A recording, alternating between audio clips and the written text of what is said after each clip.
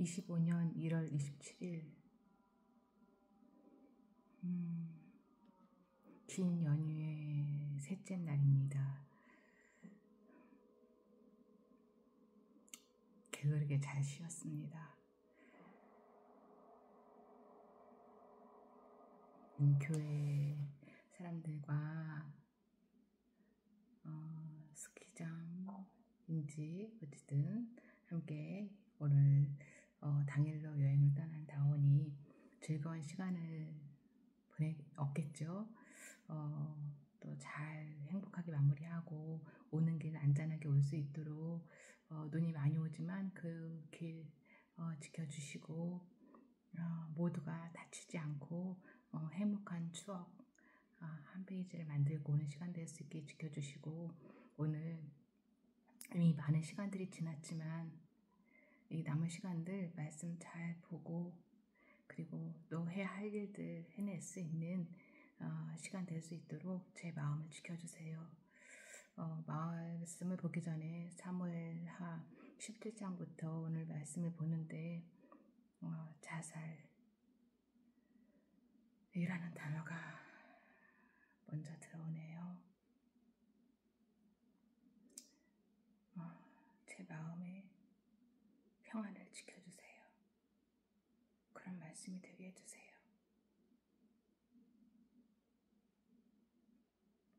우리 사무엘하 남은 말씀을 통해 제 마음에 아버지께서 기뻐하시는 그런 자녀로서의 삶을 살아낼 수 있도록 아버지께서 주시고자 하는 그 평안을 누리는 그 말씀이 되게 해주실 것을 믿으며 말씀 시작하겠습니다.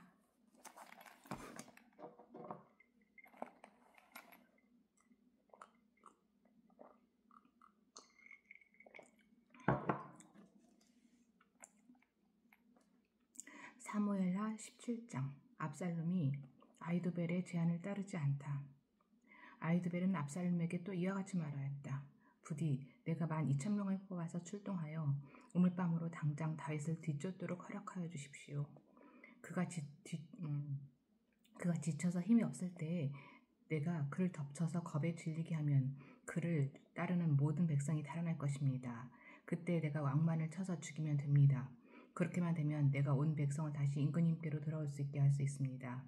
아내가 남편에게 돌아오듯이 백성이 그렇게 임금님께로 돌아올 것입니다. 임금님께서 노리시는 목숨도 오직 한 사람의 목숨입니다. 나머지 백성은 안전할 것입니다. 압살롬만이 아니라 이스라엘의 모든 장로도 이 말을 옳게 여겼다. 그러나 압살롬은 아렉 사람 후세도 불러다가 그가 하는 말도 들어보자고 하였다. 후세가 압살롬에게 오니 압살롬은 그에게 아히도벨이 한 말을 일러주고서 그 말대로 해야 할지 말아야 할지를 묻고 또 다른 의견이 있으면 말하라고 하였다. 후세는 압살롬에게 아히도벨이 베푼 모략이 좋지 않다고 말하고 그 까닭을 설명하였다.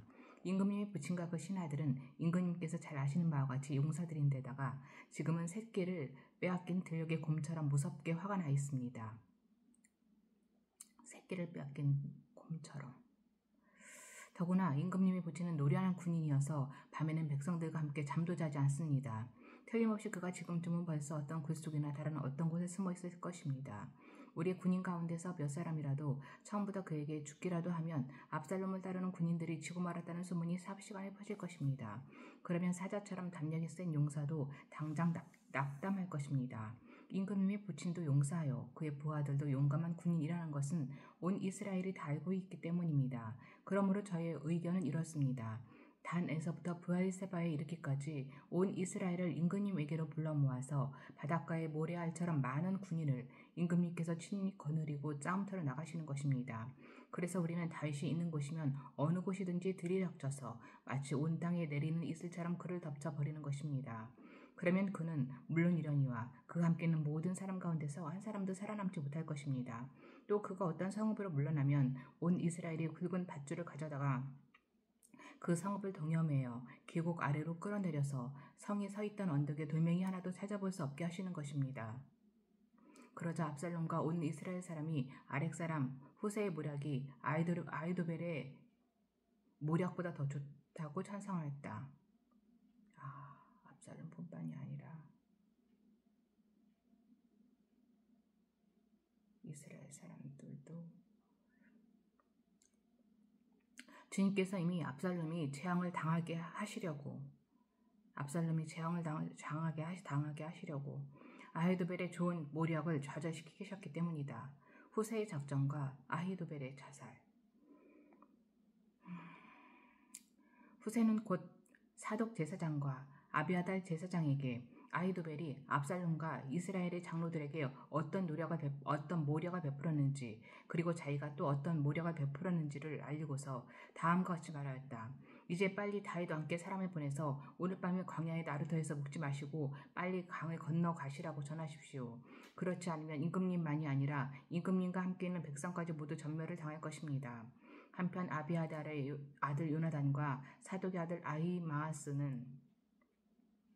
아히마아스는 예루살렘 바깥의 엔루겔 샘터에서 대기하고 있었다. 그들은 사람들의 눈에 띄지 않으려고 성 안으로 드나드는 것을 삼갔다. 거기에 있다가 여종이 그들에게 가서 소식을 전하여주면 그들이 그 소식을 받아서 직접 다윗 왕에게 전하곤 하였다. 그런데 그만 한 젊은이가 그들을 보고서 압살롬에게 가서 일러바쳤다. 탈루가 난 줄을 알고서 그 두 사람은 재빨리 그곳을 떠나 바후림 마을로 가서 어느 사람의 집으로 들어갔다. 그 집 마을에는 우물이 있었는데 그들은 그 속으로 내려갔다. 그 집 여인은 덮을 것을 가져다가 우물 악 위에 펼쳐놓고 그 위에 찌운 보리를 널어놓아서 아무도 눈치를 채지 못하게 하였다.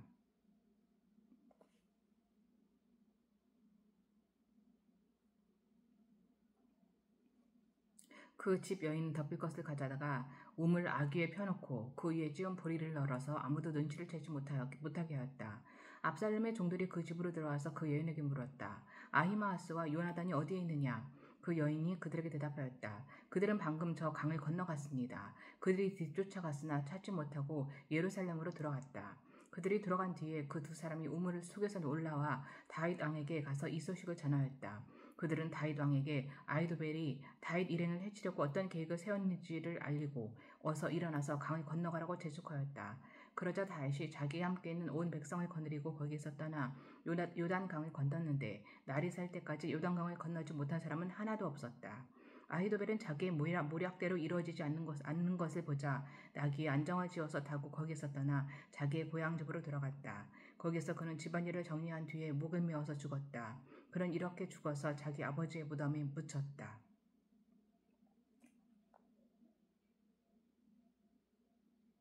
그럼 주님께서 이미 압살롬이 재앙을 당하게 하시려고 아히도벨의 좋은 모략을 좌절시키셨기 때문이다. 아히도벨이 좋은 모략을 주님께서 좌절시키신 것이면 아히도벨이 자살을 할 것까지 다 아버지의 계획 속에 있으셨던 것일까요?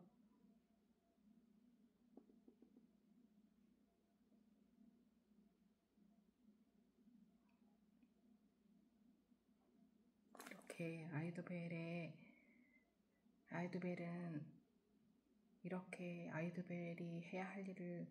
이 땅에서 해야 할 일을 마무리하고 주님께서 부르셨던 것일까요?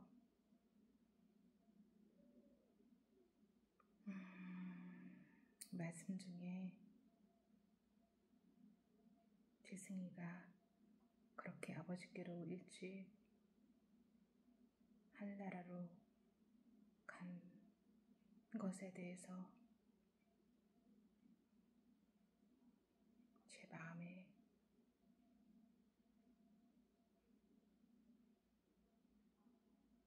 아버지의 계획을 알게 해주세요.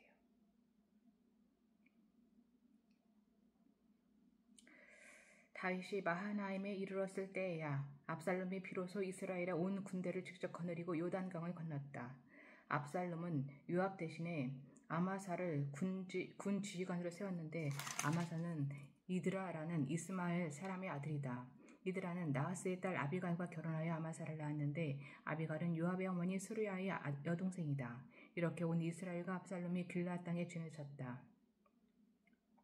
다윗이 마하나임에 다다르니 암논 족속의 도성 라빠에서 나하스의 아들 소비가 찾아오고 로데발에서는 암미엘의 아들 마길이 찾아오고 로글림에서는 길르앗 사람 바르실레가 찾아왔다. 그들이 침대와 이부자리와 대야와 쥘그릇도 가지고 오고 밀과 보리와 밀가루와 볶은 곡식과 콩과 팥과 볶은 씨도 가지고 왔다. 그들은 그 많은 사람이 광야에서 굶주리고 지치고 목말랐을 것이라고 생각하고서 꿀과 버터와 양고기와 치즈도 가져다가 다윗과 그를 따르는 사람들에게 주었다. 18장 압살롬의 패전. 다윗은 자기 함께 있는 백성을 점검하여 보고 그들 위에 천부장들과 백부장들을 세웠다. 다윗은 또 모든 백성을 세 떼로 나눈 뒤에 3분의 1은 요압에게 맡기고 또 3분의 1은 수르야의 아들이며 요압의 동생인 아비새에게 맡기고 나머지 3분의 1은 가드 사람 이때에게 맡겼다. 그런 다음에 왕이 온 백성에게 자기도 그들과 함께 싸움터로 나가겠다고 선언하니 온 백성이 외쳤다. 임금님께서 나가시면 안 됩니다. 우리가 도망을 친다 하여도 그들이 우리에게는 마음을 두지 않을 것이며 우리가 절반이나 죽는다 하여도 그들은 우리에게 마음을 두지 않을 것입니다. 임금님은 우리들 10,000명과 다름이 없으십니다. 그러니 임금님은 이제 성 안에 계시면서 우리를 도우시는 것이 더 좋겠습니다. 그러자 왕은 그들의 의견을 따르겠다고 말하고 성문 곁에 서 있으니 온 백성이 100명씩 1000명씩 부대별로 나아갔다. 그때 왕이 요압과 아비새와 이때에게 부탁하였다. 나를 생각해서라도 저 어린 압살롬을 너그럽게 대하여 주십시오. 왕이 압살롬을 너그럽게 대하여 달라고 모든 지휘관에게 부탁하는 말을 온 백성이 다 들었다. 다윗의 군대가 이스라엘 사람과 싸우려고 들녘으로 나아가서 에브라임 숲속에서 싸움을 하였다. 거기에서 이스라엘 백성이 다윗의 부하들에게 패하였는데 그들은 그날 거기에서 크게 패하여서 20,000명이나 죽었다. 싸움이 온 땅 사방으로 번져나가자 그날 숲속에서 목숨을 잃은 군인이 칼에 찔려서 죽은 군인보다 더 많았다. 압살롬이 어쩌다가 다윗의 부하들과 마주쳤다. 압살롬은 노새를 타고 있었는데 그 노새가 큰 상수리나무의 울창한 가지 밑으로 달려갈 때에 그의 머리채가 상수리나무에 휘감기는 바람에 그는 공중에 매달렸고 그가 타고 가던 노새는 빠져나갔다. 어떤 사람이 이것을 보고서 요압에게 알려주었다. 압살롬이 상수리나무에 매달려 있습니다. 요압이 자기에게 소식을 전하여 준 그 사람에게 물었다. 네가 그를 보았는데도 왜 그를 당장에 쳐서 땅에 쓰러뜨리지 않았느냐? 그랬더라면 내가 너에게 은 10개와 띠 하나를 주었을 것이다. 그 사람이 요압에게 대답하였다. 비록 은 1000개를 달아서 저의 손에 쥐어주신다고 하여도 저는 감히 손을 들어 임금님의 아들을 치지 않을 것입니다. 임금님께서 우리 모두가 듣도록 장군님과 아비새와 이때에게 누구든지 어린 압살롬을 보호하여 달라고 부탁하셨기 때문입니다. 제가 임금님을 속이고 그의 생명을 해치면 임금님 앞에서는 아무 일도 숨길 수가 없기 때문에 장군님까지도 저에게서 등을 돌릴 것입니다. 그러자 요압은 너하고 이렇게 꾸물거릴 시간이 없다 하고 말한 뒤에 투창 세 자루를 손에 들고 가서 아직도 상수리나무의 한가운데에 산채로 매달려 있는 압살롬의 심장을 꿰뚫었다. 요압의 무기를 들고 다니는 젊은이 10명도 모두 둘러싸고서 압살롬을 쳐서 죽였다. 그런 다음에 요압이 나팔을 부니 백성이 이스라엘 사람을 뒤쫓다가 돌아왔다. 요압이 백성에게 싸움을 그치게 하였기 때문이다. 그들은 압살롬을 들여다가 숲속의 깊은 구덩이에 집어던지고 그 위에다가 아주 큰 돌무더기를 쌓았다. 온 이스라엘 사람들은 도망하여서 저마다 자기 장막으로 들어갔다. 평소에 압살롬은 자기의 이름을 후대에 남길 아들이 없다고 생각하여 살아있을 때에 이미 자기 비석을 준비하여 세웠는데 그것이 지금 왕의 골짜기에 있다. 압살롬이 그 들 기둥을 자기 이름을 따서 불렀기 때문에 사람들은 그것을 오늘까지도 압살롬의 비석이라고 한다. 다윗이 압살롬의 죽음을 슬퍼하다. 그때 사독의 아들 아히마아스가 요압에게 말하였다. 제가 임금님에게로 달려가서 주님께서 임금님을 원수에게서 구하셨다는 이 기쁜 소식을 전하겠습니다. 그러나 요압이 말렸다. 오늘은 아무리 좋은 소식이라도 네가 전하여서는 안 된다. 너는 다른 날 이 좋은 소식을 전하여도 된다. 그러나 오늘은 날이 아니다. 오늘은 임금님의 아들이 죽은 날이다. 그리고는 요압이 에티오피아 사람에게 명령하였다. 네게 가서 본대로 임금님께 아뢰어라. 그러자 그 에티오피아 사람이 요압에게 절을 하고 달려갔다. 사옥의 아들 아히마아스가 또다시 요압에게 말하였다. 저에게 무슨 일이 일어나도 좋으니 저도 저 에티오피아 사람과 같이 가서 보고할 수 있도록 허락하여 주십시오. 그러나 요압은 또 말렸다. 아히마아스야, 네가 왜 가려고 하는지 모르겠구나. 네가 가보아야 이 소식으로는 아무 상도 받지 못한다. 아히마아스가 또다시 말하였다. 저에게 무슨 일이 일어나도 좋으니 저도 가겠습니다. 요압이 그에게 말하였다. 그렇다면 더 말리지 않겠다. 아히마아스는 요단 계곡을 지나는 길로 달려서 그 에티오피아 사람을 앞질렀다. 그때 다윗은 두 성문 곧 안문과 밖관문 사이에 앉아 있었는데 파수꾼이 성문의 지붕 위로 올라가서 성벽 위에서 멀리 바라보고 있다가 어떤 사람이 혼자 달려오는 것을 보았다. 파수꾼이 큰 소리로 이 사실을 왕에게 알리니 왕은 혼자 오는 사람이면 좋은 소식을 전하는 사람이다 하고 대답하였다. 그 사람이 점점 가까이에 이르렀다.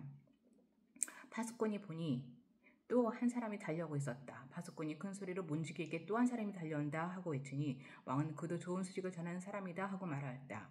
파수꾼이 또 알렸다. 제가 보기에 앞서서 오는 사람은 달리는 것이 사독의 아들 아히마아스가 달리는 것과 같습니다. 그러자 왕이 대답하였다.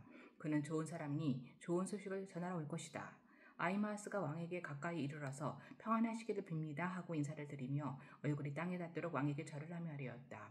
높으신 임금님께 반역한 자들을 없애버리시고 임금님께 승리를 안겨주신 임금님의 주 하나님을 찬양합니다. 왕이 그 어린 압살롬도 평안하더냐 하고 부르니 아히마아스는 임금님의 신하 요압이 이 종을 보낼 때에 큰 소동이 있었습니다마는 무슨 일인지는 모르겠습니다. 왕이 물러서서 곁에 서 있어라 하고 말하니 그는 곁으로 물러나서 서 있었다. 바로 그때 그 에티오피아 사람이 들어왔다. 에티오피아 사람이 왕에게 아뢰었다. 높으신 임금님께 기쁜 소식을 가져왔습니다. 주님께서 오늘 임금님께 반역한 자들을 없애버리시고 임금님께 승리를 안겨주셨습니다. 왕이 에티오피아 사람에게 물었다. 그 어린 압살롬이 평안하더냐? 에티오피아 사람이 대답하였다. 높으신 임금님의 원수들을 비롯하여 임금님께 반역한 자들이 모조리 그 젊은이와 같이 되기를 바랍니다. 왕은 이 말을 듣고 마음이 찢어질 듯이 아파서 성문 위에 다락방으로 올라가서 울었다. 그는 올라갈 때에 내 아들 압살롬아, 내 아들아, 내 아들 압살롬아, 너 대신에 차라리 내가 죽을 것을 압살롬아, 내 아들아, 내 아들아 하고 울부짖었다. 19장 요압이 다윗에게 항의하다. 왕이 목 놓아 울면서 압살롬의 죽음을 슬퍼하고 있다는 소문이 요압에게 전해졌다. 그래서 모든 군인에게도 그날의 승리가 슬픔으로 바뀌었다. 왕이 자기 아들 때문에 몹시 슬퍼한다는 소문이 그날 모든 군인에게 퍼졌기 때문이다. 그래서 그날 군인들은 마치 싸움터에서 도망쳐 나올 때 부끄러워서 빠져나가는 것처럼 슬며시 성 안으로 들어왔다. 그런데도 왕은 두 손으로 여전히 얼굴을 가린 채로 큰 소리로 내 아들 압살롬아, 내 아들아, 내 아들 압살롬아 하고 울부짖었다. 마침내 요압이 집으로 왕을 찾아가서 항의하였다. 임금님, 모든 부하가 오늘 임금님의 목숨을 건지고 임금님의 아들들과 딸들의 목숨도 건지고 모든 왕비의 목숨과 후궁들의 목숨까지 건져드렸습니다. 그런데 임금님께서는 오히려 오늘 부하들을 부끄럽게 만드셨습니다. 임금님께서는 어찌하여 임금님의 반역한 무리들을 사랑하시고 임금님께 충성을 바친 부하들은 미워하시는 겁니까? 우리 지휘관들이나 부하들은 임금님께는 있으나마나한 사람들입니까? 임금님께서는 오늘 임금님의 본심을 드러내셨습니다. 차라리 오늘 압살롬이 살고 우리가 모두 죽었더라면 임금님께서는 더 기뻐하셨을 것입니다. 그렇지 않으시다면 이제라도 일어나 밖으로 나가셔서 임금님의 부하들을 위로의 말로 격려해 주십시오. 제가 주님의 이름을 걸고 맹세하지만 지금 임금님께서 밖으로 나가지 않으시면 오늘 밤에 한 사람도 임금님 곁에 남아있지 않을 것입니다. 그러면 임금님께서 젊은 시절부터 이제까지 당한 그 모든 환난보다도 더 무서운 환난을 당하실 것입니다. 그러자 왕이 일어나서 성문 문으로 나와 앉았다. 임금님께서 성문 문에 앉아 계신다 하는 소식이 모든 부하에게 전해지니 모든 부하가 왕이 앞으로 나왔다. 다윗의 귀한 준비. 그 사이에 이스라엘 사람들은 모두 도망하여 저마다 자기 집으로 들어갔다. 이스라엘 백성은 지파마다 서로 인원이 분분하였다. 다윗 왕은 우리를 원수들의 소나기에서 구해주었다. 블레셋 사람의 소나기에서도 우리를 건져주었다. 그러나 지금은 압살롬을 피해서 이 나라에서 떠나 있다. 우리가 기름을 부어서 왕으로 세운 압살롬은 싸움터에서 죽었다. 그러니 이제 우리가 다윗 왕을 다시 왕궁으로 모셔오는 일을 주저할 필요가 어디에 있는가? 온 이스라엘이 하는 말이 다윗 왕에게 전달되었다. 다윗 왕은 두 제사장 사독과 아비아달에게 사람을 보내서 이렇게 말하였다. 유다 장로들에게 나의 말을 전하여 주십시오. 그들이 어찌하여 왕을 다시 왕궁으로 모시는 일에 맨 나중에 되려고 하는지. 그들은 나의 친족이요 나의 고륙 지친인데 어찌하여 왕을 다시 모셔오는 일에 맨 나중에 되려고 하는지 물어보시기 바랍니다. 그리고 아마사에게는 그가 나의 고륙 지친이면서도 요압을 대신하여 군대 사령관이 되지 않는다면 하나님이 나에게 무슨 벌을 내리시더라도 내가 달게 받겠다고 하더라고 알려주십시오. 이렇게 다윗이 모든 유다 사람의 마음을 하나같이 자기 쪽으로 기울게 하니 그들이 왕에게 사람을 보내서 말하였다. 임금님께서는 부하들을 모두 거느리고 어서 빨리 돌아오시길 바랍니다. 다윗 왕이 돌아오는 길에 요단 강가에 이르렀는데 유다 사람들이 왕을 맞이하여 요단 강을 건너게 하려고 이미 길갈에 와 있었다. 바후림에 사는 베냐민 사람으로 게라의 아들인 시므이도 급히 와서 다윗 왕을 맞이하려고 모든 유다 사람들과 함께 내려왔다. 그는 베냐민 사람 1000명을 거느리고 사울 집안의 종 시바와 함께 왔는데 시바도 자기의 아들 15명과 자기의 종 20명을 다 데리고 나왔다. 이들은 요단강을 건너서 왕 앞으로 나아왔다. 그들은 왕의 가족이 강을 건너는 일을 도와서 왕의 환심을 사려고 나룻배로 건너갔다. 다윗과 시므이 왕이 요단강을 건너려고 할 때에 게라의 아들 시므이가 왕 앞에 엎드려서 왕이 요단강을 건너려고 할 때에 게라의 아들 시므이가 왕 앞에 엎드려서 말하였다. 임금님, 이 종의 허물을 마음에 두지 말아 주십시오.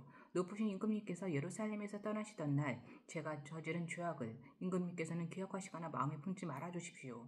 바로 제가 죄를 지은 줄을 이 종이 잘 알고 있습니다. 그렇기 때문에 제가 오늘 요셉 지파의 모든 사람 가운데서 맨 먼저 높으신 임금님을 맞으러 내려왔습니다. 스루야의 아들 아비새가 그 말을 받아서 왕에게 말하였다.